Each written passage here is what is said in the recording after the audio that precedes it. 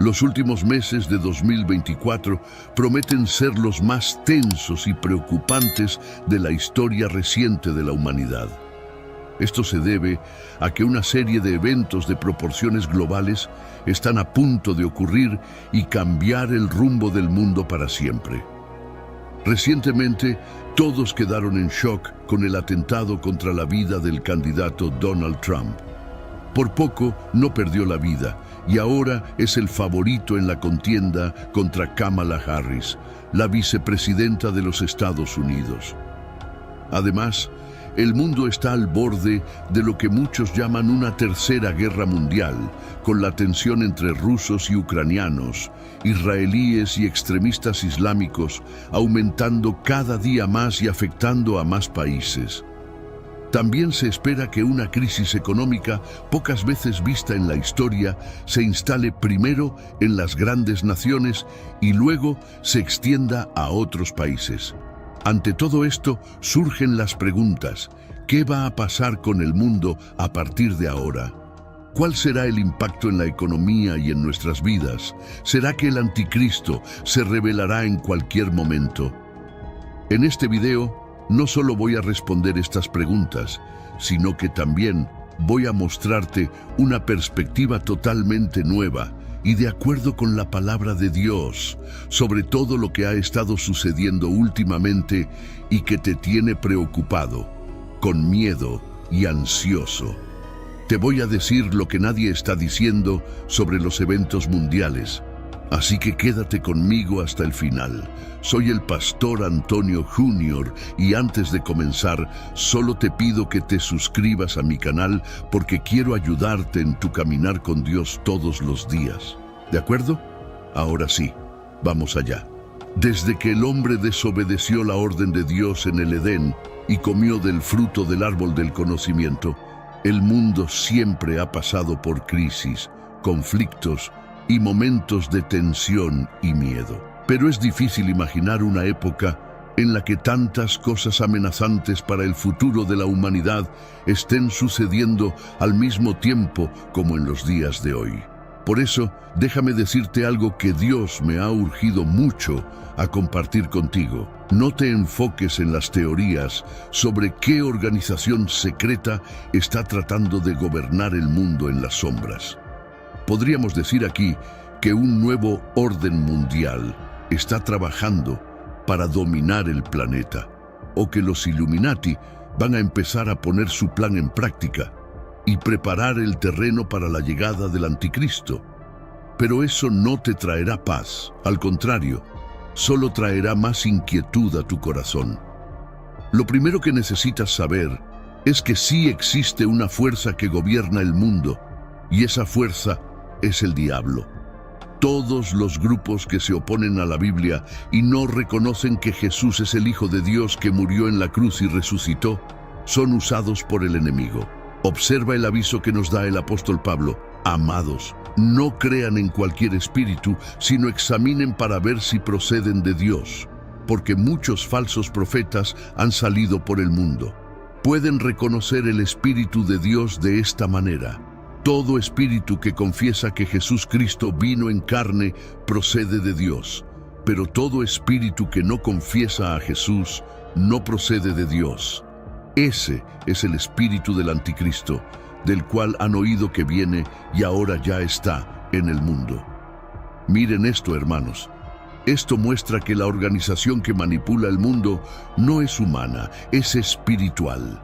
El espíritu del anticristo ya está en el mundo y todos debemos estar alertas para no ser engañados por él.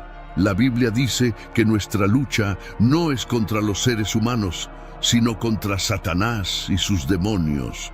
Aunque existan los Illuminati, ellos no son más poderosos que Dios, así que no debemos tenerles miedo.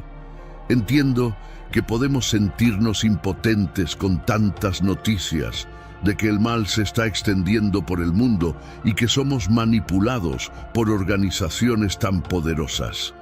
Pero Jesús dijo que el diablo, el príncipe de este mundo, ya está condenado.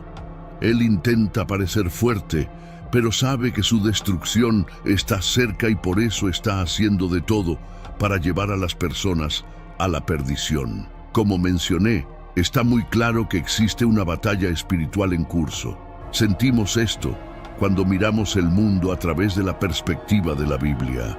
La Tierra está agitada, no solo por los cambios climáticos, sino también por los últimos eventos y por lo que aún puede suceder este año.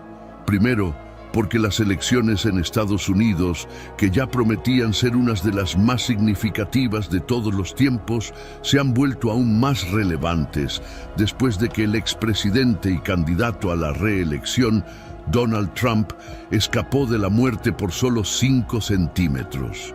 Ahora, el mundo entero mira a Estados Unidos y se pregunta ansiosamente qué pasará en las elecciones de noviembre. ¿Cómo quedará el mundo si Trump realmente gana? En cuanto a las guerras, tanto la de Rusia contra Ucrania como la de Israel contra los extremistas islámicos, la situación está muy lejos de terminar. De hecho, el riesgo de que grandes potencias como Estados Unidos, China, Corea del Norte y los miembros de la OTAN entren en estas guerras y generen un enorme conflicto mundial es muy alto y aumenta cada día. Además, otras preguntas invaden nuestra mente. ¿Qué pasará con la economía? ¿Seguirá subiendo la inflación? ¿Tendremos trabajo y dinero para comprar comida y mantener a nuestras familias? ¿La inteligencia artificial nos quitará nuestros empleos? Son tantas preguntas y casi ninguna respuesta, ¿verdad?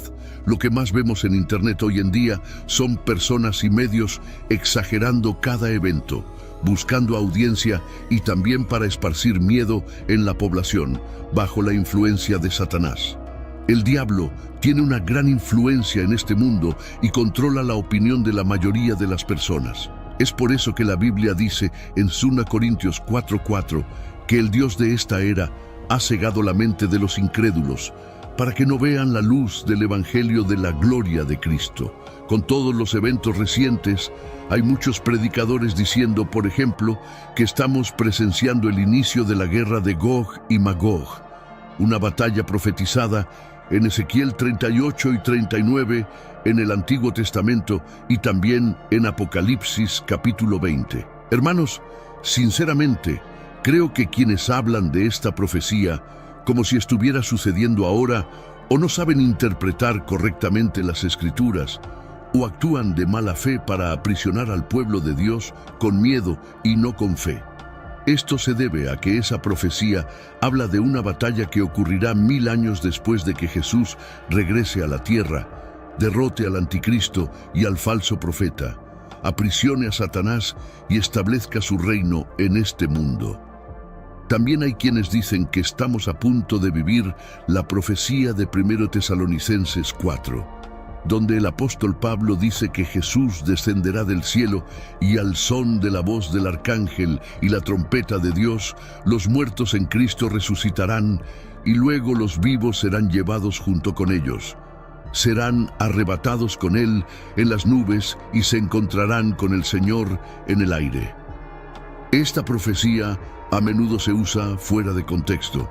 El apóstol Pablo se refiere aquí a un momento que solo ocurrirá durante la gran tribulación, cuando Israel esté siendo perseguido y rodeado por las naciones del mundo.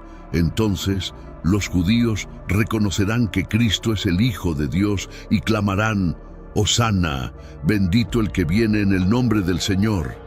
Jesús volverá para rescatar y salvar a todos los que hayan creído en Él como el único y suficiente Salvador. Por eso, quiero darte un consejo. No creas todo lo que escuchas y ves. Busca profundizar en el conocimiento de la Biblia. Dios quiere que recuerdes que, sin importar lo que esté pasando en el mundo o lo que pueda suceder en el futuro, no debes temer. Aunque el resto del mundo esté ciego y no pueda ver la luz que solo existe en Jesús. Amén. Estamos presenciando una crisis diplomática entre las naciones, sí. Estamos viendo hambre, pestes y terremotos en varios lugares, como mencionó Jesús en Mateo capítulo 24. Pero, ¿debemos preocuparnos? No. Y aquí está el porqué. Primero, por la palabra de Dios. Segundo, por el amor y la fidelidad del Señor. Tercero, porque tenemos el Espíritu Santo. En estos tiempos de incertidumbre, no debes preocuparte porque la Biblia ya nos ha contado el futuro y sabemos cómo termina. Cristo mismo dijo que estaría con nosotros hasta el fin de los tiempos, es decir, no nos abandonará. Lo que debe darte paz es que Dios siempre ha defendido a sus hijos. Él siempre ha sido fiel, siempre ha rescatado a quienes confiaron en Él.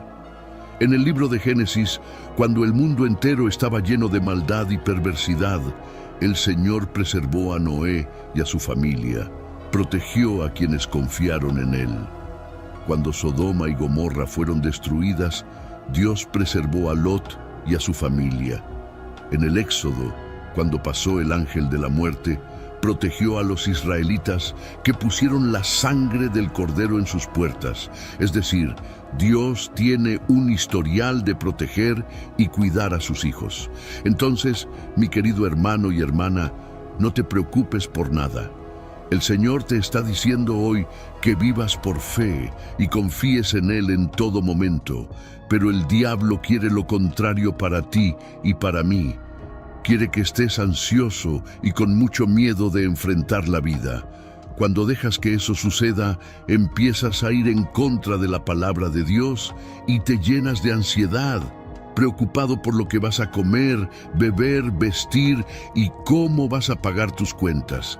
Eso es lo que el diablo quiere, que dejes de confiar en el cuidado de Dios y empieces a actuar por tu cuenta.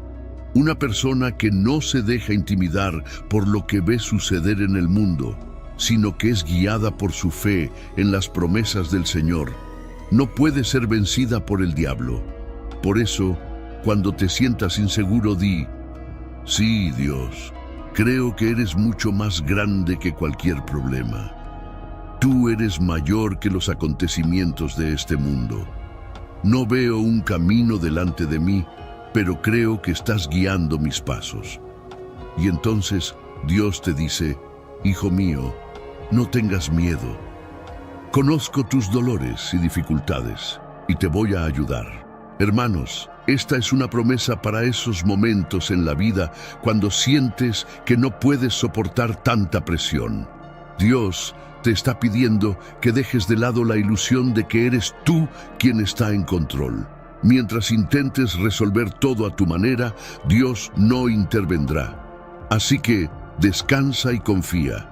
Si has llegado hasta aquí, es porque el Señor tiene un plan para tu vida y quiere usarte para consolar y animar a las personas a tu alrededor. Amén. El mundo puede estar en crisis, pero tú estás en Cristo y eso hace toda la diferencia. Nunca lo olvides. Soy el pastor Antonio Jr.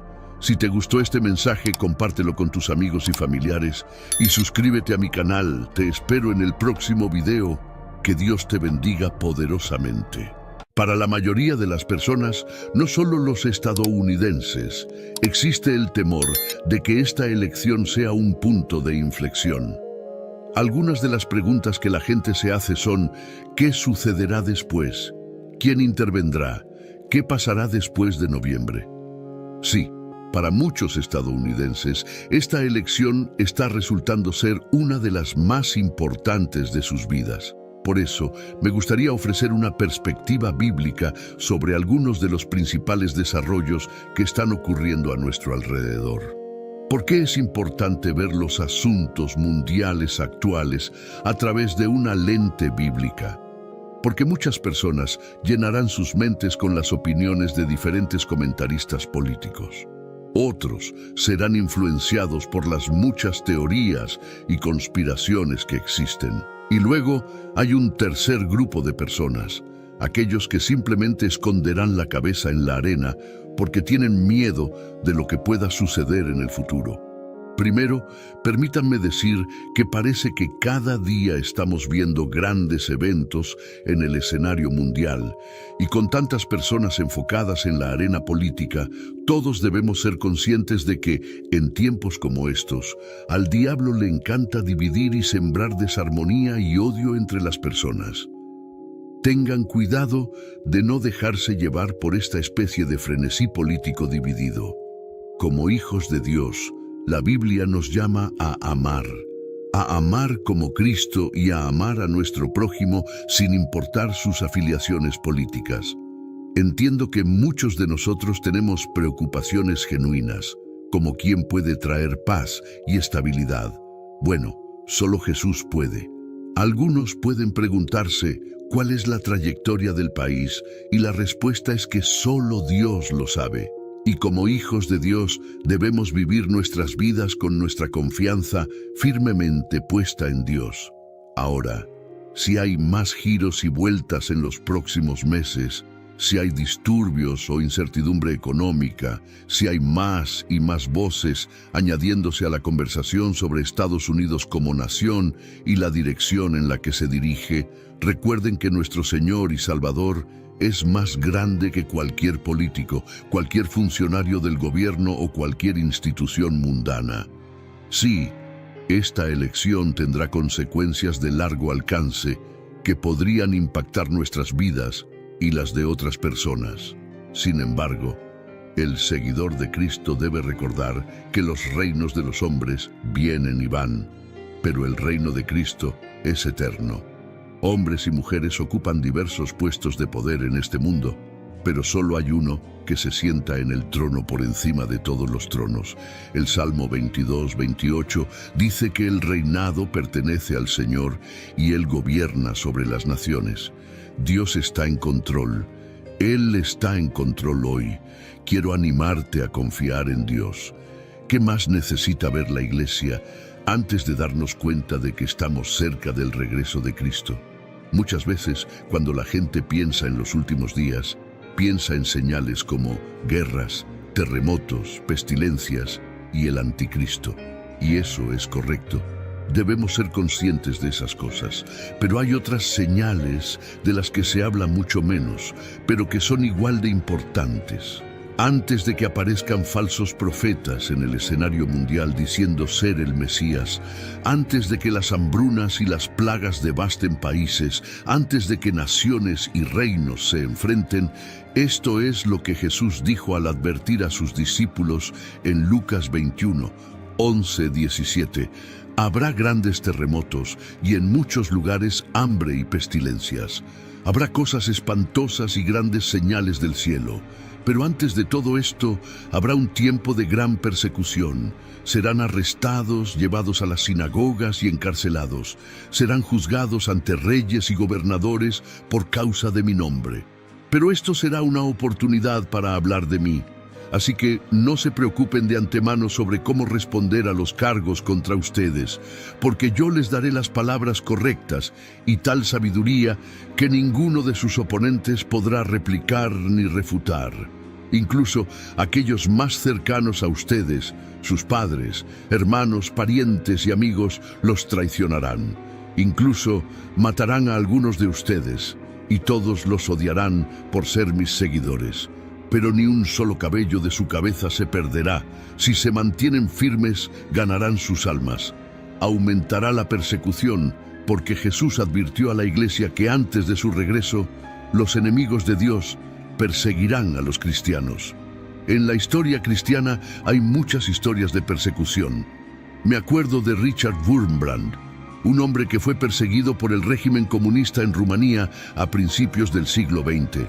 Fue encarcelado, golpeado, hambriento, interrogado y amenazado durante 14 años, todo porque no renunció a Jesucristo.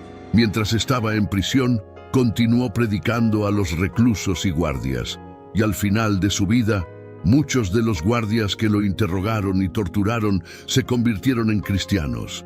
Vieron a Jesucristo en Richard.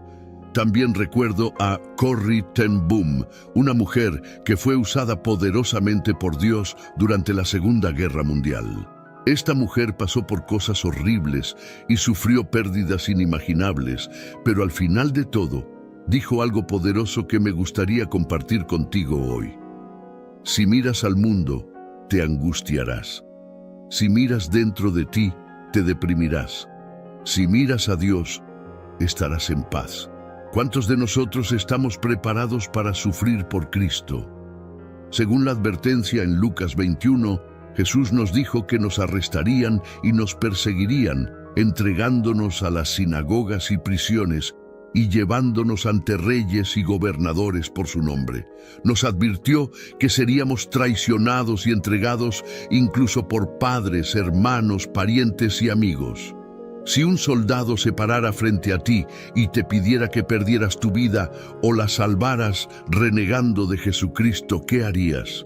Si una institución te dijera que no pueden tratar a tus hijos ni darles medicina a menos que renuncies a Jesucristo como tu Señor y Salvador, ¿qué harías?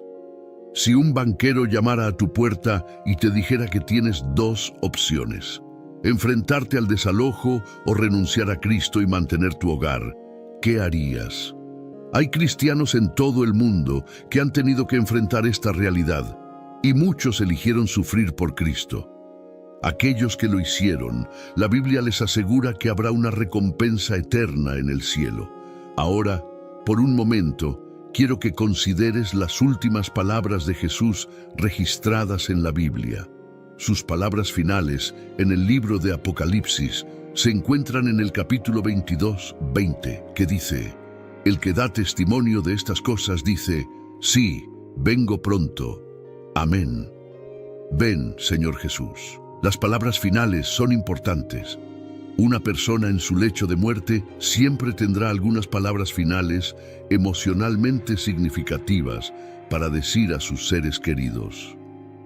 Valoramos las últimas palabras de los seres queridos fallecidos. Damos gran importancia a las últimas palabras de personas importantes. Incluso aparte de la muerte, enfatizamos las últimas palabras. Si un discurso debe ser significativo, debe tener una conclusión poderosa. Un gran libro puede arruinarse con un mal final.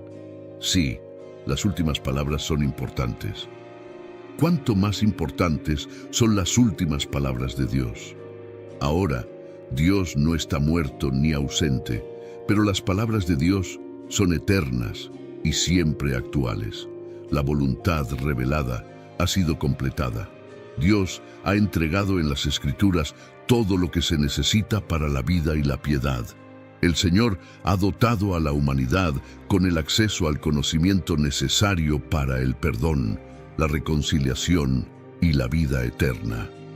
El proceso de darnos su palabra no fue una tarea pequeña. Dios utilizó a docenas de hombres a lo largo de 15 siglos para escribir las Escrituras.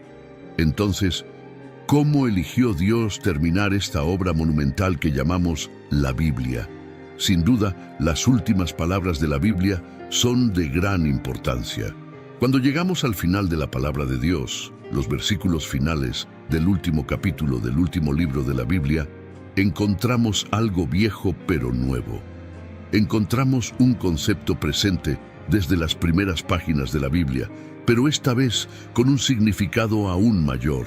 Encontramos una promesa y una advertencia, una promesa de bendición o maldición, una invitación a la vida y una advertencia de muerte. En Apocalipsis 22:12, Jesús dice: «Y he aquí vengo pronto, y mi recompensa conmigo para dar a cada uno según sea su obra».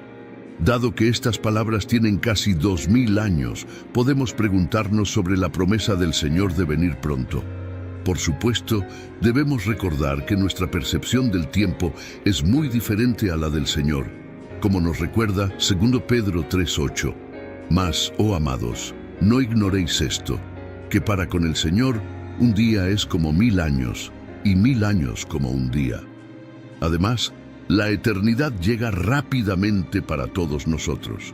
Muchos han sido sorprendidos por la muerte sin estar preparados. Los años pasan rápido para todos nosotros. Incluso si el Señor demora su segunda venida, nuestra cita con la eternidad no está lejos. Debemos escuchar y obedecer al Señor con urgencia. Jesús promete que está trayendo su recompensa. Esto puede ser un gran consuelo o un gran terror. La palabra recompensa puede referirse a un salario. Para los que son fieles a Jesús, la recompensa será bendición y vida. Aquellos que persisten en la rebelión recibirán el salario de su pecado, la muerte eterna. El apóstol inspirado Juan nos ayuda a entender quién recibirá una bendición o una maldición. En Apocalipsis 22, 14, 15 escribe: Bienaventurados los que lavan sus ropas, para tener derecho al árbol de la vida y para entrar por las puertas en la ciudad. Mas los perros estarán fuera, y los hechiceros, los fornicarios, los homicidas, los idólatras, y cualquiera que ama y hace mentira. Todos quieren ser bendecidos. Los versículos finales de la Biblia nos recuerdan el camino hacia la bendición, la fidelidad a Jesús. Cuando el Señor regrese, restaurará el acceso al árbol de la vida, pero solo para aquellos que lo siguieron. Los que persisten en la mundanalidad y el pecado no serán bendecidos, sino que quedarán afuera. Para este grupo no habrá acceso al árbol de la vida ni entrada en la ciudad celestial. Su destino será estar afuera, separados para siempre de la bondad de Dios.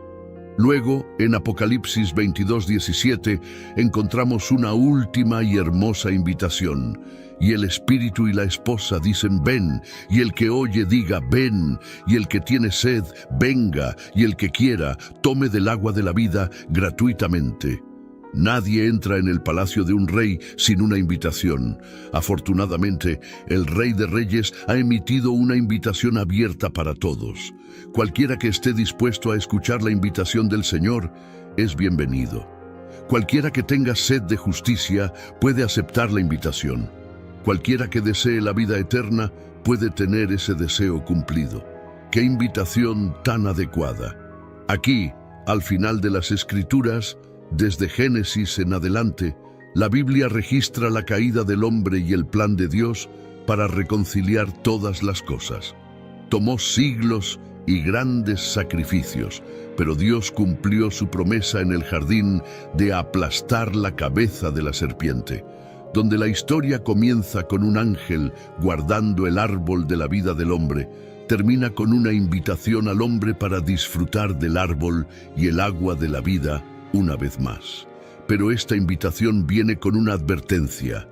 Dios ha iluminado el camino hacia la vida eterna a través de su palabra. Si decidimos que podemos caminar por un mejor camino, estamos muy equivocados. Apocalipsis 22, 18 y 19 advierte que si añadimos a la palabra de Dios, Él nos añadirá las plagas escritas en el libro. Y si quitamos de la palabra, nuestra invitación al árbol de la vida y a la presencia de Dios también será quitada. La palabra de Dios termina con una hermosa invitación, pero también subraya la importancia de la palabra.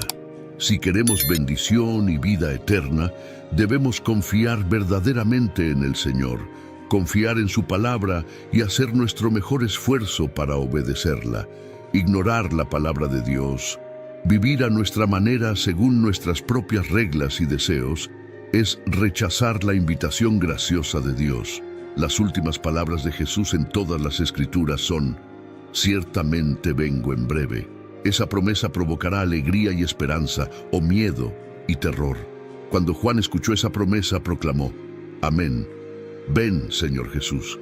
Esas son palabras de esperanza. Pero, ¿qué pasaría si Jesús cumpliera su promesa hoy?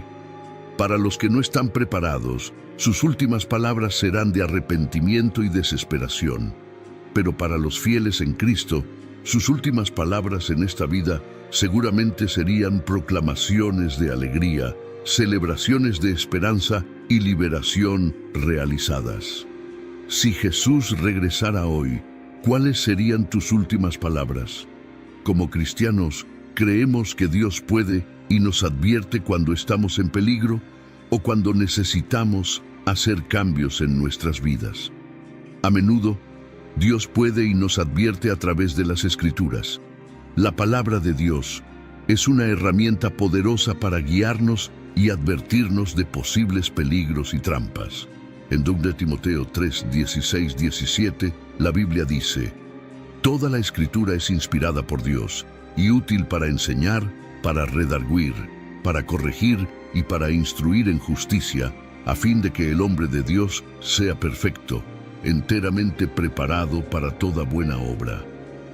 La palabra de Dios tiene varias advertencias sobre cada área de tu vida.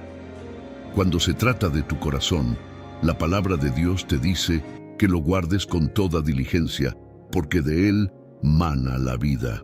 Cuando se trata de las personas que te rodean, en Romanos 12 nos dice que hagamos todo lo posible para vivir en paz con todos. Cuando se trata de tus pensamientos, la palabra de Dios te dice que lleves cautivo todo pensamiento y lo hagas obediente a Cristo. Cuando se trata de tu actitud, la palabra de Dios nos da las bienaventuranzas en Mateo 5. Y cuando se trata de cómo vivimos nuestras vidas, la Biblia contiene varias advertencias sobre las consecuencias del pecado y la desobediencia, así como orientación sobre cómo vivir una vida que agrada a Dios. Para aquellos que viven en pecado, se nos advierte que la paga del pecado es muerte. Para aquellos llenos de orgullo, se nos advierte que el orgullo precede a la caída. Para aquellos que viven en rebelión, se nos dice que no endurezcamos nuestros corazones. Para aquellos que son rencorosos, la Biblia nos advierte sobre los peligros del rencor y la amargura. Así que a lo largo de la palabra de Dios, se nos han dado estas advertencias que están destinadas a guiarnos a través de la vida y mantenernos en el camino correcto. Otra manera en que el Señor nos advierte es a través del Espíritu Santo. Dios nos habla a través del Espíritu Santo, quien nos guía y nos convence del pecado. En el libro de Juan, Jesús prometió que el Espíritu Santo nos guiaría a toda la verdad. El Espíritu Santo puede ser esa voz pequeña y suave que te habla y convence tu corazón del pecado. John Piper una vez dijo sobre el Espíritu Santo que Él es la manera en que Dios nos habla y nos dirige en el camino de la obediencia. Además de esto, Dios puede usar las circunstancias de nuestras vidas para advertirnos o guiarnos en una dirección diferente. Por ejemplo, podemos experimentar una serie de contratiempos u obstáculos que dejan claro que estamos en el camino equivocado. O tal vez Dios cierra una puerta que pensábamos que estaba abierta para nosotros. En Romanos 8:28, Pablo escribe: "Y sabemos que en todas las cosas Dios trabaja para el bien de aquellos que lo aman, que han sido llamados según su propósito". Incluso en circunstancias difíciles, Dios nos guía y nos muestra su voluntad. Dios puede guiarnos hacia su voluntad para nuestras vidas. Su mano está en cada detalle de nuestras vidas, aunque a veces no lo sintamos así. En conclusión, Dios puede advertirnos de diversas maneras, incluyendo las Escrituras, el Espíritu Santo y las circunstancias. Como cristianos, es importante estar abiertos a la guía de Dios y buscar su sabiduría en todas las áreas de nuestras vidas. El Señor tiene un plan para cada uno de nosotros y podemos confiar en que nos guiará y advertirá en el camino. Si el enemigo puede hacernos prestar más atención a los problemas de la vida, en lugar de prestar atención a quien puede resolver esos problemas, estamos efectivamente rindiéndonos al mundo. Dios nos dijo que nos transformáramos mediante la renovación de nuestra mente para que podamos conocer la buena y perfecta voluntad de Dios, según Romanos 12:2. El enemigo hará todo lo posible para atacar nuestra mente y hacernos tropezar. Quiere traer confusión para que caigamos en los deseos de nuestra propia carne. La condenación es un arma efectiva del enemigo para tratar de destruir la mente del creyente. Cuando sentimos que todo lo que hacemos es fallar, se vuelve más fácil caer en la tentación porque creemos que eso es lo que hacemos de todos modos. Pero Dios dijo que el que está en mí es más grande que el que está en el mundo. La mente de Cristo que reside en nosotros es más fuerte que la tentación que el enemigo trae para tratar de destruir nuestras mentes conscientes. Cuando todo lo demás falla, el diablo intentará usar las circunstancias para desviarnos del camino. Quiero que prestes atención a algunos de los pequeños detalles sobre cómo vives tu vida. Un orador lo dijo de esta manera: todos somos impulsados por la mente, porque la Biblia dice en Proverbios, como piensa el hombre en su corazón, así es él. Así que te insto a vivir tu vida cristiana con pensamientos puros. Rechaza todo lo que sea impuro y desecha todos los pensamientos corruptos. La verdad es que tú y yo no tenemos garantizado un día más. Nuestro tiempo en esta tierra es breve y debido a esto debemos aprovechar cada oportunidad para vivir correctamente, vivir con pasión por Cristo. Hay una mentira que el diablo nos dice y que creo que es la más grande y peligrosa mentira en la que muchas personas caen. La mentira que nos dice es que tienes tiempo. Nos hace creer que tenemos tiempo para arrepentirnos por lo que seguimos pecando. Nos hace pensar que podemos ponernos bien con Dios más tarde. Nos dice que podemos seguir viviendo como queramos y no preocuparnos por Dios ni por cambiar nuestra vida todavía, que lo hagamos mañana. Esta es una mentira fácil de creer porque es cómoda. Nos hace sentir una falsa seguridad pensando que podemos tenerlo todo sin necesidad de cambiar. No nos exige ninguna acción, no nos exige crucificar la carne, pero sí nos permite seguir viviendo la vida en nuestros propios términos sin detenernos a evaluar hacia dónde nos dirigimos. Es una mentira que nos dice que somos libres para perseguir el dinero, el poder o las relaciones, o cualquier cosa que pensemos que nos satisfará. Pero la realidad es que en cualquier momento estamos a un segundo de la eternidad, ya sea cielo o infierno. Necesitamos recordar siempre que lo que hacemos hoy, mientras estamos aquí, vivos y respirando, afectará nuestro mundo futuro. Mateo 6:33 lo dice así: pero buscad primeramente el reino de Dios y su justicia, y todas estas cosas os serán añadidas. Otra traducción dice: pero primero y más importante, buscad, apuntad y esforzaos por su reino y su justicia, su manera de hacer y ser correctos, la actitud y el carácter de Dios. Y todas estas cosas también os serán dadas. Para poner esto en perspectiva, se nos está diciendo que elijamos a Jesucristo en un mundo que lo rechaza. Se nos llama a vivir una vida justa en un mundo hostil. Estar en el campamento de Dios significa que Jesucristo reina y gobierna en tu vida. No hay otro Dios al que te inclines más que Jesús. Vivir una vida justa en un mundo hostil significa que Jesús tiene la autoridad sobre las decisiones que tomas. Él gobierna tu vida mental, es el factor motivador detrás de tus acciones y hechos. Este es realmente el punto que intento destacar. Las voces a las que escuchas diariamente, ¿de quién son? ¿Qué están diciendo? ¿Qué tipo de espíritu hay detrás de ellas? Estamos expuestos a tantas voces diferentes en este mundo y necesitamos proteger nuestros oídos. ¿Qué tipo de voz te atrae? Te animo a buscar la voz de Dios. Su voz es distintiva, clara y más afilada que cualquier espada de dos filos. Su voz expulsa el pecado, derrota todo tipo de demonio, resucita a los muertos, sana corazones rotos, cura enfermedades, restaura y repone todo lo perdido y definitivamente aplasta el miedo. Su voz es impresionante y poderosa. Ninguna cosa oscura puede desafiarla. Cuando Dios habla, las cosas cambian y se convierten en lo que Él dice.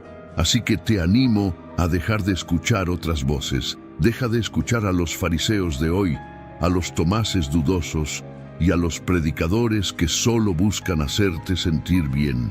Busca la voz de Dios. Una voz que te llevará a la salvación y a la eternidad. Busca la voz de Dios, una voz que te llevará a la salvación y a la eternidad. Su voz te guiará a través de las dificultades y te dará la fuerza para enfrentar cualquier desafío. En un mundo lleno de ruido y distracciones, es vital que afinemos nuestros oídos para escuchar la voz del Señor. Dios habla de muchas maneras. A veces es un susurro suave en nuestros corazones. Otras veces es a través de las Escrituras o de personas piadosas en nuestras vidas. Él puede usar nuestras circunstancias, tanto buenas como malas, para dirigirnos hacia su propósito. Es crucial que estemos atentos y abiertos a su guía. En Juan 10:27, Jesús dice: «Mis ovejas oyen mi voz, yo las conozco, y ellas me siguen». Esta declaración es una promesa y una garantía. Si pertenecemos a Cristo, podemos estar seguros de que Él nos hablará y nos guiará. Sin embargo, debemos estar dispuestos a escuchar y seguir su voz, incluso cuando nos lleve por caminos difíciles o inesperados. El enemigo, por otro lado, tratará de distraernos y desenfocarnos. Él utilizará el miedo, la duda y la tentación para apartarnos del camino de Dios. Es por eso que debemos fortalecer nuestra fe y mantenernos firmes en nuestra relación con el Señor. Debemos renovar nuestras mentes diariamente con la palabra de Dios y permitir que su verdad moldee nuestros pensamientos y acciones. Además, debemos rodearnos de una comunidad de creyentes que nos apoyen y nos desafíen a crecer en nuestra fe. La iglesia es un lugar donde podemos encontrar ánimo, corrección y apoyo mientras buscamos seguir a Cristo. No debemos subestimar el poder de la oración y la adoración en nuestra vida diaria. Estas prácticas nos ayudan a mantenernos conectados con Dios y a discernir su voz en medio del caos del mundo. Finalmente, debemos recordar que nuestra esperanza y confianza están en el Señor. Proverbios 3:5-6 nos dice: «Confía en el Señor con todo tu corazón y no te apoyes en tu propio entendimiento. Reconócelo en todos tus caminos y Él enderezará tus sendas». Esta promesa nos asegura que cuando ponemos nuestra confianza en Dios y buscamos su guía, Él nos dirigirá por el camino correcto. Vivir una vida cristiana fiel no siempre es fácil, pero es la única manera de experimentar la verdadera paz y satisfacción que viene de seguir a Jesús. Así que, en todo momento, busquemos la voz de Dios, sigamos sus mandatos y vivamos de manera que glorifique su nombre. Al hacerlo, encontraremos la bendición y la vida eterna que Él ha prometido.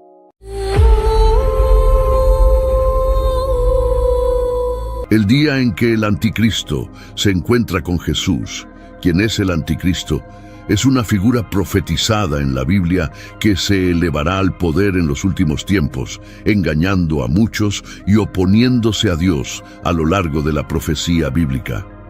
Se pronosticó una figura que se levantaría en poder y engaño, llevando a muchos por el mal camino. Se opondrá y se exaltará sobre todo lo que se llama Dios o su adoración, de modo que se establecerá en el templo de Dios, proclamándose a sí mismo como Dios. 2 Tesalonicenses 2:4. El término anticristo proviene de la palabra griega antichristos, donde anti significa en contra o en lugar de, y Christos significa Cristo. En esencia, el anticristo denota a alguien o algo que se opone o actúa en lugar de Cristo. Este concepto está arraigado en la Biblia, particularmente en las epístolas de Juan. El término anticristo se encuentra explícitamente en los libros de 1 Juan y 2 Juan. Hijitos, es la última hora, y así como oyeron que el anticristo viene, también ahora han surgido muchos anticristos. Por esto sabemos que es la última hora. 1 Juan 2:18. ¿Quién es el mentiroso sino el que niega que Jesús es el Cristo? Este es el anticristo, el que niega al Padre y al Hijo. 1 Juan 2:22. El anticristo progresará de líder regional a líder mundial, luego a un dictador global tiránico y finalmente a un dios. La bestia aparece del mar, haciendo referencia a las naciones gentiles en la Biblia, y tiene 7 cabezas y 10 cuernos, indicando su relación con Satanás, según el Apocalipsis 13. El anticristo será herido de muerte alrededor del punto medio de la tribulación, pero Satanás sanará milagrosamente su herida. Este hombre de iniquidad se describe como alguien que se opone a Dios, se instala en el templo de Dios y se proclama a sí mismo como Dios. Estas características coinciden con el concepto más amplio de una figura anticristiana, alguien que se opone y busca reemplazar a Cristo. Imagina a alguien o algo que finge ser bueno, actuando en lugar de lo que es verdaderamente bueno, pero que en realidad está en contra de ello. En la Biblia hay un término para esto: el anticristo. Es como un impostor engañoso en contra de Jesús y sus enseñanzas. Aunque el nombre anticristo se usa algunas veces en la Biblia, hay otros lugares donde leemos acerca de figuras o personajes que actúan como esperaríamos que sea el anticristo. Uno de estos es el hombre del pecado mencionado en una carta a los tesalonicenses. Esta persona intenta actuar en contra de Dios e incluso pretende ser Dios. Todas estas descripciones nos dan una idea de alguien que se opone a las verdaderas enseñanzas y naturaleza de Jesucristo. La reunión, este encuentro, ocurre en Apocalipsis 16. En este capítulo tenemos un relato del derramamiento de las copas llenas de la ira de Dios. Fueron liberadas contra todo el imperio anticristiano junto con todo lo asociado con él. Este juicio se derrama sobre la tierra, sobre el mar, sobre los ríos y fuentes de agua. Las 7 plagas terribles se derraman sobre la tierra. A pesar de los efectos devastadores de las plagas, la gente seguirá hablando mal de Dios en lugar de alabarlo. La aterradora ira de Dios purga la tierra del mal. Tanto la 6ª copa como la 6ª trompeta tienen algo que ver con el río Éufrates. Ambos juicios se centran en los ejércitos motivados por actividad demoníaca. La reunión comienza con el secado del río Éufrates, Apocalipsis 16:12. El 6º ángel derramó su copa sobre el gran río Éufrates, cuyas aguas se secaron para que estuviera preparado el camino de los reyes del oriente. Observa dónde cayó, sobre el gran río Éufrates. Algunos lo toman literalmente como el lugar donde comenzó el poder y el imperio turcos en la antigüedad. Los romanos creían que el río Éufrates actuaba como una barrera segura contra posibles invasiones provenientes de los imperios del este en ese momento de la historia. El río se extendía aproximadamente por 1.800 millas, 2.900 kilómetros, y su anchura oscilaba entre 300 y 1.200 yardas, 275 a 1.900. Sin embargo, si el río Éufrates se secara y se convirtiera en un camino, permitiría que enormes ejércitos del este, incluyendo naciones como China, India y Japón, se movieran hacia el oeste con facilidad. Abundan las especulaciones sobre las razones por las cuales estos ejércitos del este se mueven hacia el oeste. Algunos creen que es para destruir a Israel, mientras que otros piensan que es para rebelarse contra el anticristo, un líder mundial basado en Europa. Al final, lucharán contra Dios y su Mesías. Cuando Dios ejecuta el 6º juicio, está guiando la historia hacia la batalla de Armagedón. ¿Cuál fue el resultado de esta copa? Hizo que el río se secara, privando a la ciudad de sus fuentes de riqueza, provisiones y otras necesidades. Vi salir de la boca del dragón, de la boca de la bestia y de la boca del falso profeta 3 espíritus inmundos semejantes a ranas, pues son espíritus de demonios que hacen señales milagrosas y que van a los reyes de todo el mundo para reunirlos para la batalla del gran día del Dios Todopoderoso. Apocalipsis 16, 13, 14. Son espíritus de demonios que realizan señales. Nuevamente, las señales y maravillas son utilizadas por los demonios como herramientas de engaño. Apocalipsis 13 se refiere a este falso profeta en particular como la segunda bestia. Leemos: reunirlos para la batalla. Esta batalla no es una nación luchando contra otra nación, sino más bien Dios luchando contra las naciones del mundo. La profecía habla de 3 conflictos significativos, y este es uno de ellos.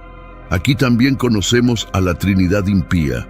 Una táctica común de Satanás es imitar o falsificar las cosas de Dios, para hacer que Él mismo parezca ser como Dios. La llamada Trinidad impía, como se describe vívidamente en Apocalipsis 12 y 13, no es una excepción. La Santa Trinidad está compuesta por Dios el Padre, Jesucristo y el Espíritu Santo. Satanás, el anticristo y el falso profeta son su Trinidad impía falsa.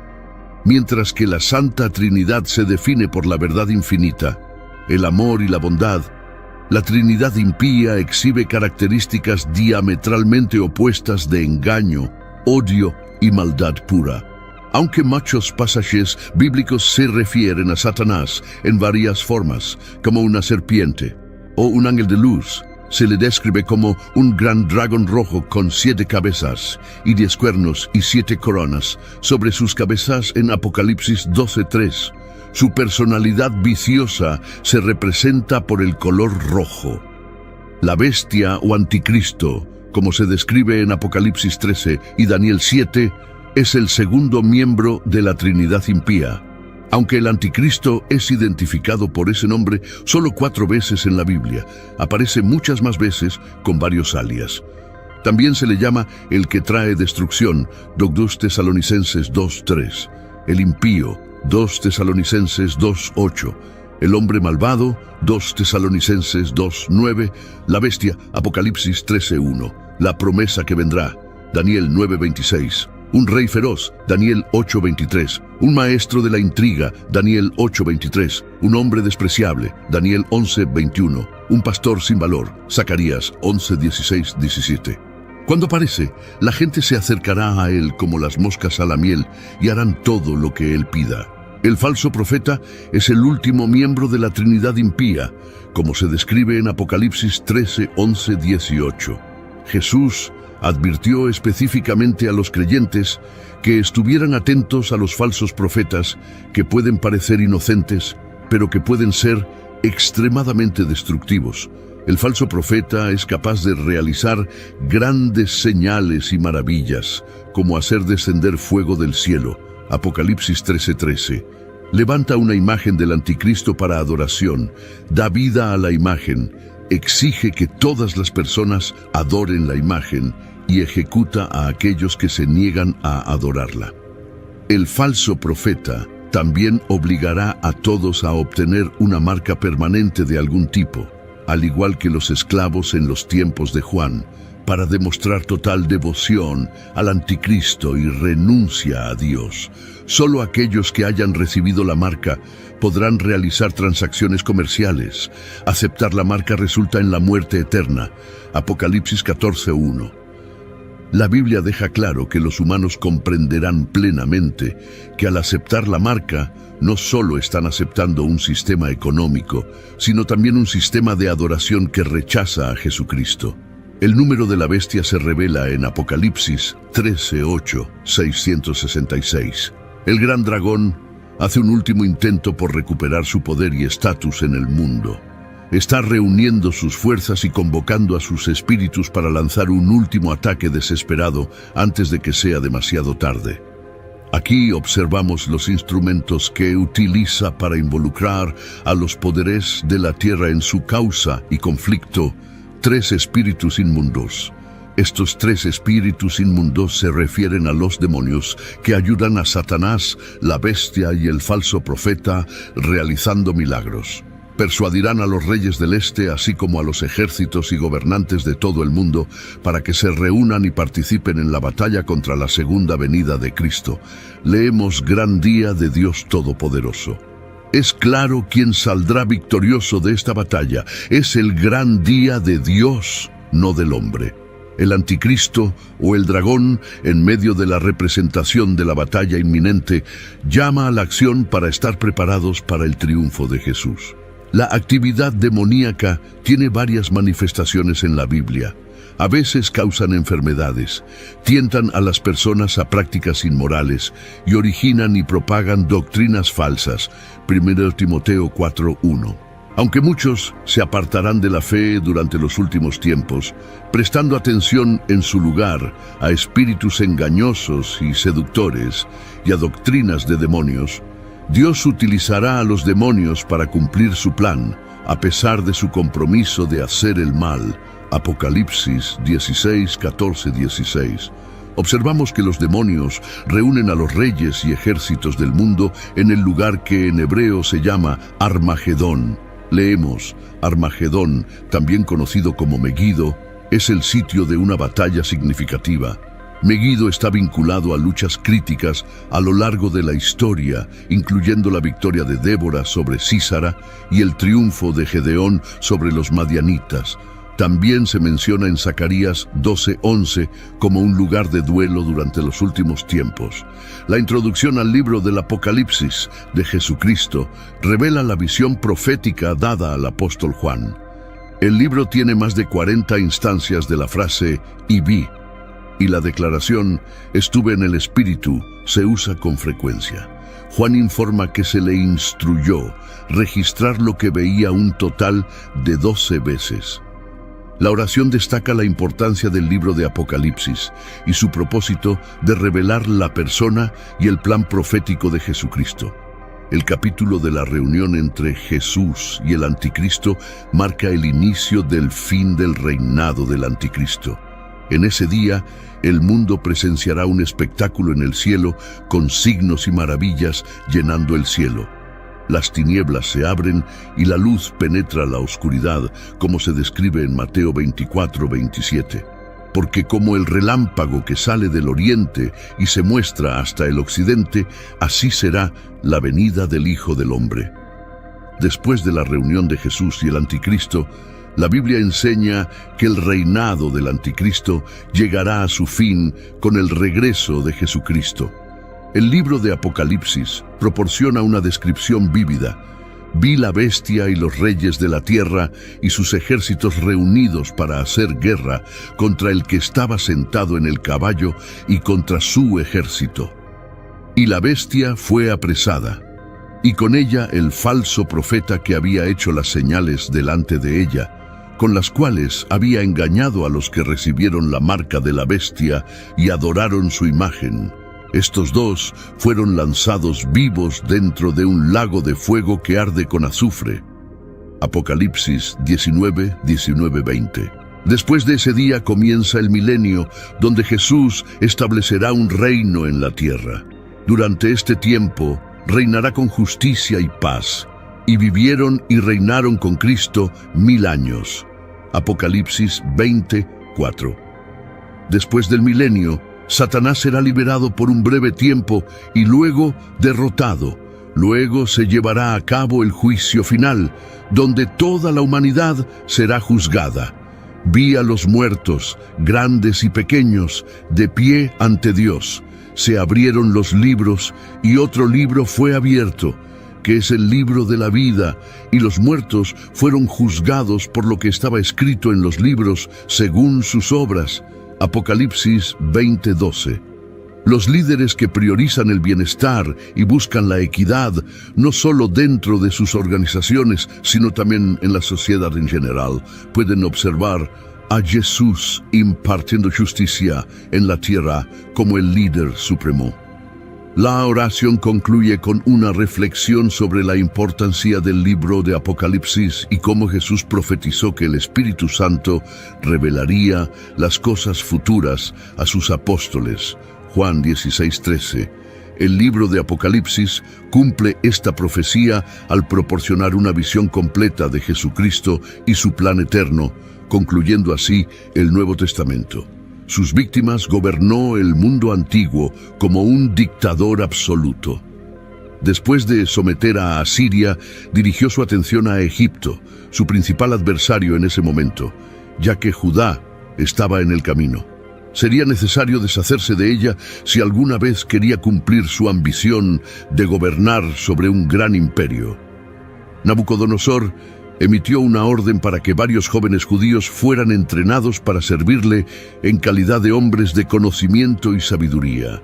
Daniel, Ananías, Misael y Azarías estaban entre los que fueron llevados cautivos, Eran conocidos por los nombres de Beltsasar, Sadrach, Mesac y Abednego en caldeo. Bajo la imagen del Rey Dios, Nabucodonosor dio la orden de crear una estatua colosal hecha de oro. La estatua de oro que Nabucodonosor había encargado debía de haber sido magnífica, medía 90 pies de altura. Es posible que el rey la planeara de esta manera para consolidar su poder, reuniendo a todos los niveles de sus oficiales para una gran ceremonia. A estos gobernantes se les ordenó asistir a la dedicación de la estatua erigida por Nabucodonosor y postrarse en adoración ante ella. Todos los que desobedecieran este mandato corrían el riesgo de ser arrojados a un horno ardiente y quemados. Todos obedecieron las órdenes de Nabucodonosor, ya que estaba decidido a establecerse no solo como el líder político indiscutible de Babilonia, sino también como la autoridad religiosa suprema en la ciudad, o al menos casi todos. Debido a que Sadrach, Mesac y Abednego estaban entre los oficiales presentes en esta masiva reunión, se avecinaba un enfrentamiento. 3 de los hombres en la sala no se postraron, a pesar de que todos los demás lo hicieron. Muchas personas no pueden imaginar la presión social. No fue fácil, como los niños en la iglesia mirando alrededor durante el tiempo de oración para ver quién tiene los ojos abiertos. Algunos caldeos vieron a los 3 jóvenes hebreos de pie entre todos los que se habían postrado y corrieron a Nabucodonosor para informarle. La envidia gotea de sus acusaciones contra los 3 judíos que habían alcanzado posiciones de poder a pesar de su cautiverio. Debido a que su fe les prohibía adorar a cualquier dios que no fuera el verdadero Dios de Israel, los oficiales de la corte vieron la oportunidad de eliminar a Sadrach, Mesac y Abednego y no desaprovecharon la oportunidad. Cuando Nabucodonosor se enteró de la situación, se enfureció inmediatamente. Es sorprendente que les diera a los acusados la oportunidad de responder a los cargos en su contra, lo que podría indicar su consideración por ellos. Pero que no quepa duda, el rey solo aceptaría una respuesta total de concesión. Tenían 2 opciones: adorar al enorme ídolo de oro o perecer en el fuego. A pesar de su anterior alabanza al dios hebreo, Nabucodonosor añadió: ¿Quién es el Dios que los librará de mi poder? La pregunta del rey, como antes, sería respondida eventualmente. Daniel 3, 2, 4. Entonces, Nabucodonosor, lleno de furia, ordenó que trajeran a Sadrach, Mesac y Abednego, y estos hombres fueron llevados ante el rey. Nabucodonosor les dijo: ¿Es cierto, Sadrach, Mesac y Abednego, que ustedes no sirven a mis dioses ni adoran la estatua de oro que he levantado?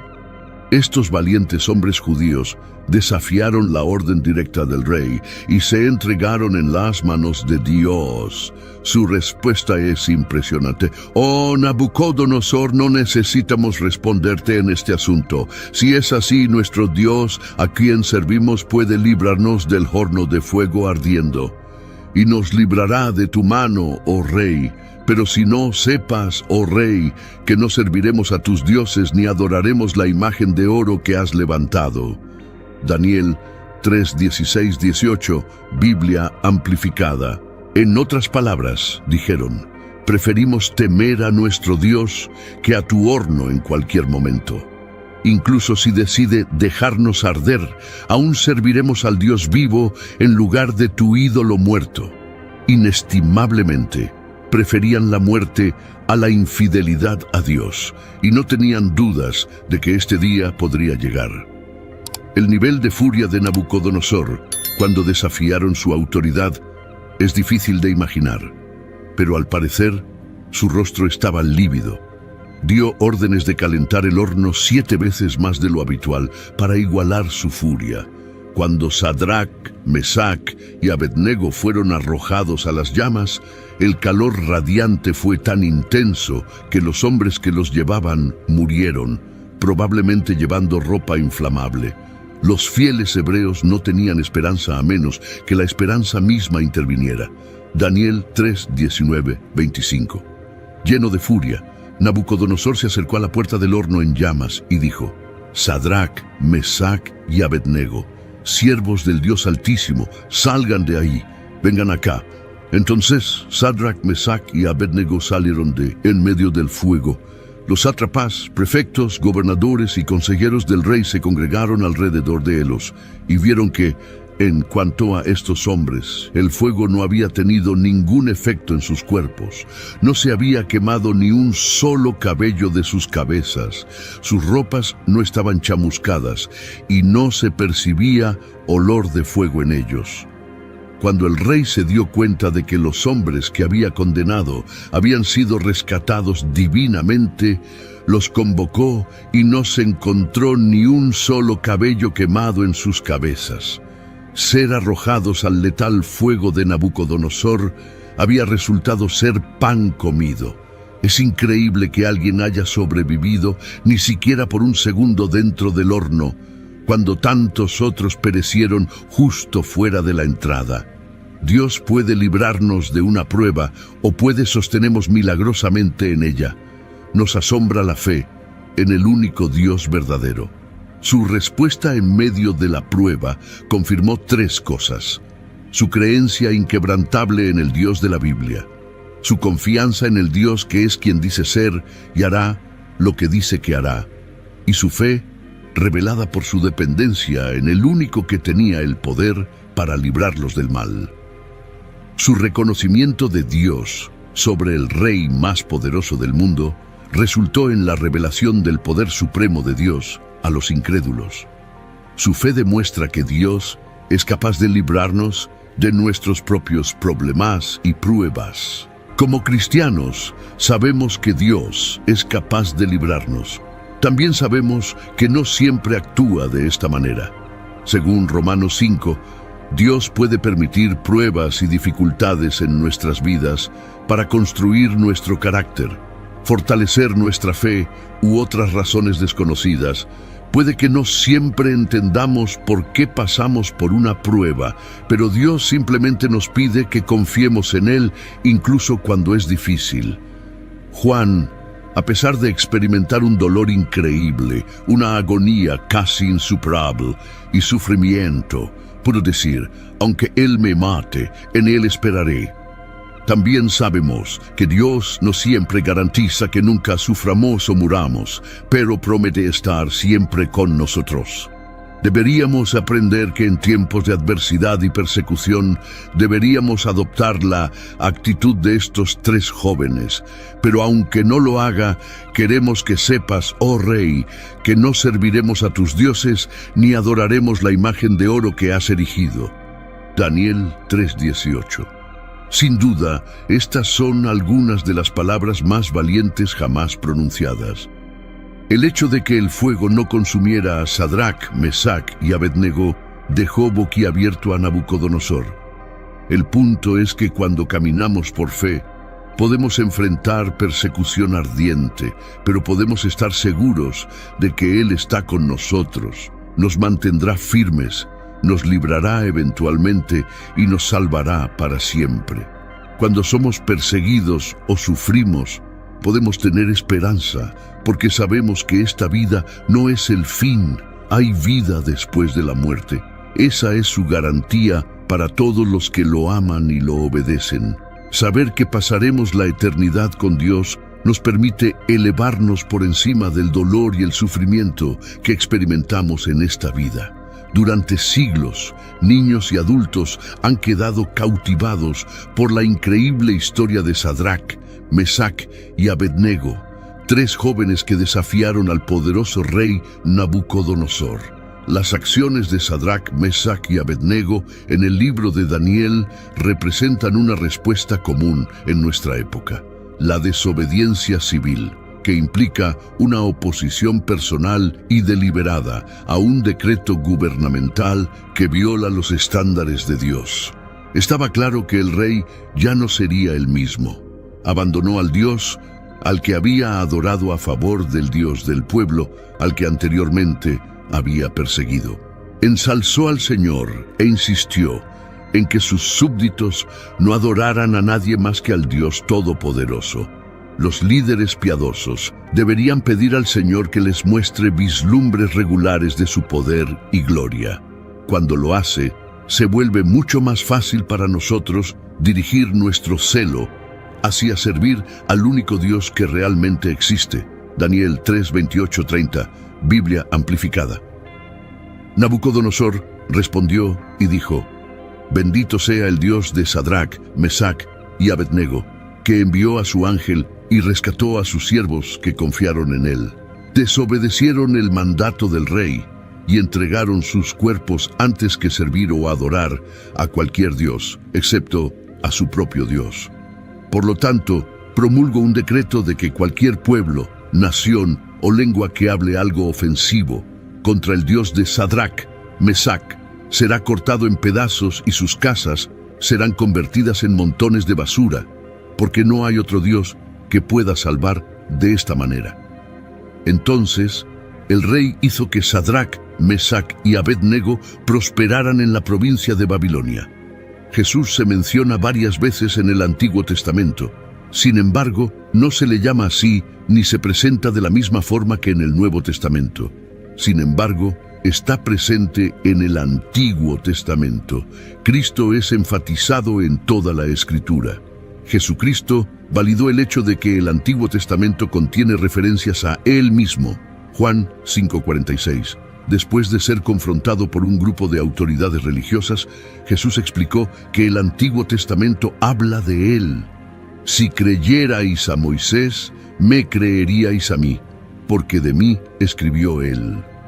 Según Jesús, la obra de Dios con el hombre desde el principio de los tiempos apuntaba a Él. Otra ocasión en la que Jesús demostró que está en el Antiguo Testamento fue el día de su resurrección. Según algunos cálculos, más de 300 profecías del Antiguo Testamento apuntan a Jesucristo y fueron cumplidas por Él en su vida en la tierra. Estas incluyen profecías sobre su nacimiento único en Isaías 7:14, su ministerio terrenal y la forma en que moriría. Jesús sorprendió a los líderes religiosos y dijo que el Antiguo Testamento habla de Él. Cuando leemos la Biblia, vemos que Jesucristo es el cumplimiento de muchas profecías y promesas del Antiguo Testamento. El Antiguo Testamento apunta a la venida del Mesías, el Salvador del mundo. Jesús fue la respuesta a las esperanzas y profecías del Antiguo Testamento, y su llegada trajo cumplimiento a muchas de estas promesas. Cuando se levantó en la sinagoga de Nazaret y leyó de Isaías 61, concluyendo con este comentario: Hoy se ha cumplido esta escritura que ustedes oyeron. Lucas 4:18-21. Jesús demostró su presencia en el Antiguo Testamento. Las teofanías, que son apariciones preencarnadas del Hijo de Dios, son otra manera en que Jesús se revela en el Antiguo Testamento. Sin embargo, hay formas más profundas en las que Jesús puede ser encontrado en el Antiguo Testamento, y estas se pueden categorizar como tipos. Un tipo es una persona o cosa en el Antiguo Testamento que prefigura a una persona o cosa en el Nuevo. La vida de José parece modelar la vida de Cristo, y muchos eventos históricos del Antiguo Testamento sirven como símbolos de lo que Dios haría en el futuro a través de Cristo. Por ejemplo, cuando Dios llamó a Abraham para ofrecer a su hijo Isaac como sacrificio, Abraham profetizó: Dios proveerá para sí el cordero para el holocausto, hijo mío. Génesis 22:8. Estos eventos históricos apuntaban hacia la obra redentora de Cristo. Jesús, siendo el Mesías prometido de Dios, es mencionado no solo en el Nuevo Testamento, sino también en varios pasajes del Antiguo Testamento. Él es el Mesías prometido, y se podría decir que Jesús es la razón de ser de la Biblia. Es la palabra viva que nos señala hacia la oferta de reconciliación de Dios, la esperanza del perdón y la vida eterna a través de Jesucristo, nuestro Señor. Después de su muerte, surge la pregunta sobre el paradero de Jesús. ¿Fue al infierno, al Hades o al cielo? La narrativa de Lucas relata el viaje asombroso de Jesús después de su muerte, comenzando en la cruz. Jesús, a punto de emprender un viaje increíble, pasa por las puertas de la cruz. El libro de Lucas cuenta la historia de su viaje final hacia la muerte, desde su oración en Getsemaní hasta su última palabra en la cruz, consumado es, seguido por su entrega final y sepultura. Su cuerpo inerte permanece en la cruz, hasta que es finalmente retirado y enterrado, mientras que su espíritu se embarca en una travesía única. La pregunta sobre el paradero de su espíritu durante los 3 días entre su muerte y resurrección genera debate. Una interpretación común es 1 Pedro 3, 18, 21, donde se menciona que Jesús predicó a los espíritus en prisión, quienes fueron desobedientes en los días de Noé. Estos versículos presentan un enigma fascinante. Jesús, siendo la encarnación de lo que significa sufrir por hacer el bien y llevarnos a Dios, soportó el sufrimiento en lugar de nosotros, los injustos. Murió por nuestros pecados y aunque murió en la carne, fue hecho vivo en el Espíritu. Posteriormente fue a predicar a los espíritus en prisión que en los días de Noé fueron desobedientes mientras esperaba la paciencia de Dios. La interpretación de estos versículos varía, y hay al menos 314 interpretaciones diferentes. Algunos sugieren que Jesús proclamó su victoria sobre Satanás y sus huestes, mientras que otros consideran que se dirigió a aquellos que perecieron en el diluvio de Noé. La identidad de los espíritus en prisión se relaciona claramente con aquellos que fueron desobedientes en los días de Noé, una generación tan malvada que se negó a escuchar el mensaje salvador de Noé y pereció en el catastrófico diluvio.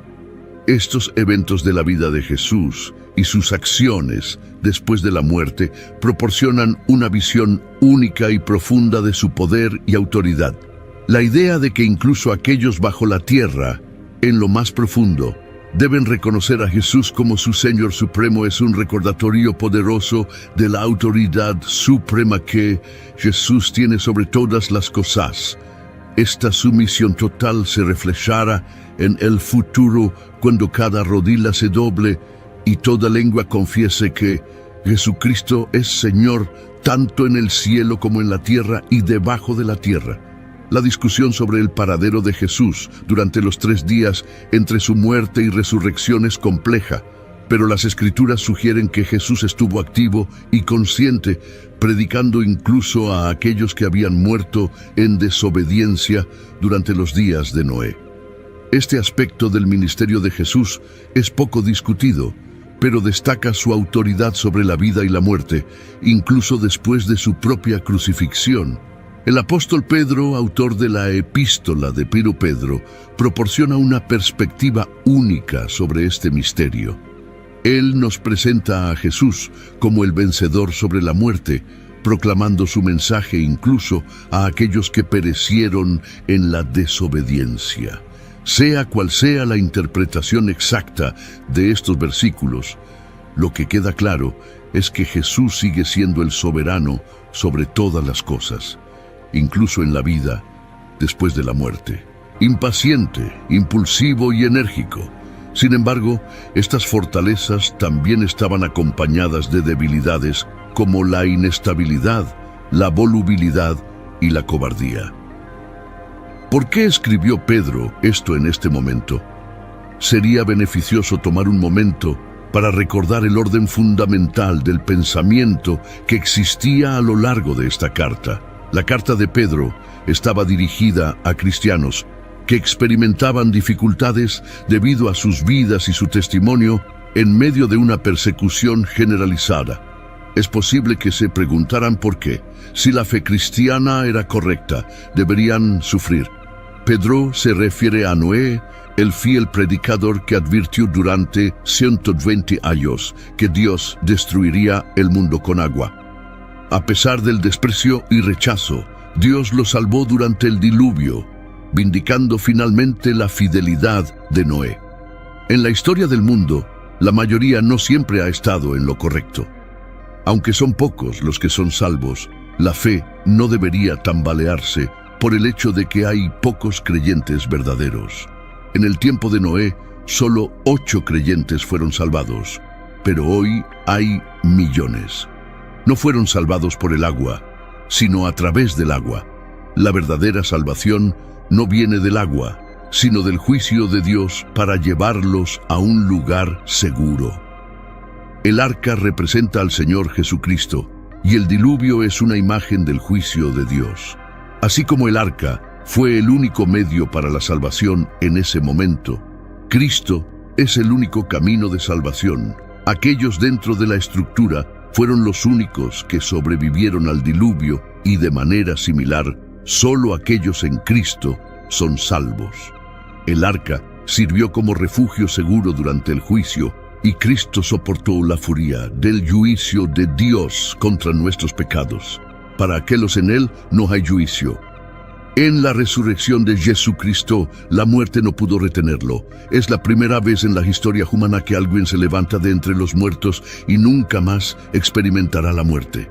Algunos, resucitados posteriormente, murieron nuevamente, pero Jesús resucitó para nunca más morir. La resurrección de Jesús tuvo un impacto inmediato en el mundo físico. Los cuerpos de muchos santos que habían muerto resucitaron y aparecieron en Jerusalén. Este evento asombroso testifica la obra completa de Jesús en la cruz y su posterior resurrección. La resurrección de los cuerpos de los santos servía como un poderoso testimonio de la obra cumplida de Jesús en la cruz y su resurrección posterior. El relato de los santos cuyos cuerpos resucitaron y aparecieron en Jerusalén sirve como un testimonio poderoso de la obra consumada de Jesús en la cruz y su posterior resurrección. El término santos se refiere a individuos piadosos del Antiguo Testamento. Esto demuestra que a pesar del juicio de Jesús sobre el liderazgo de Israel, la nación todavía tiene un lugar significativo en los planes de Dios.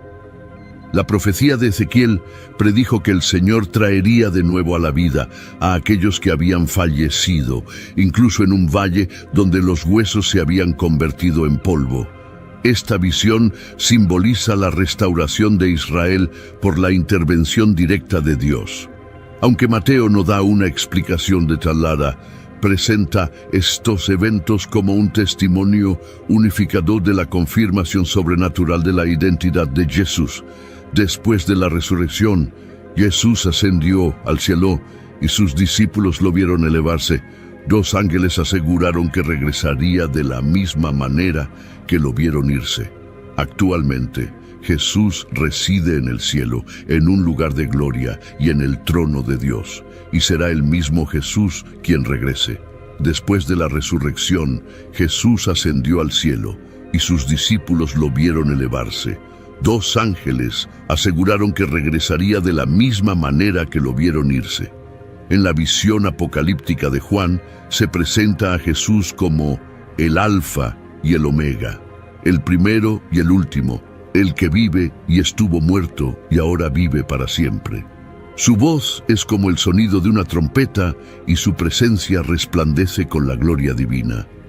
Juan se postra a sus pies, pero Jesús lo anima, asegurándole que no tema, ya que tiene las llaves de la muerte y del Hades. Este encuentro revela la majestuosidad y la victoria de Jesús sobre la muerte. Su resurrección asegura la victoria eterna para aquellos que creen en Él.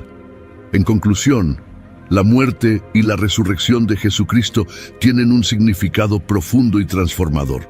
Jesús, como el Alfa y el Omega, el primero y el último, es la fuente de vida eterna y tiene el control sobre la muerte y el Hades.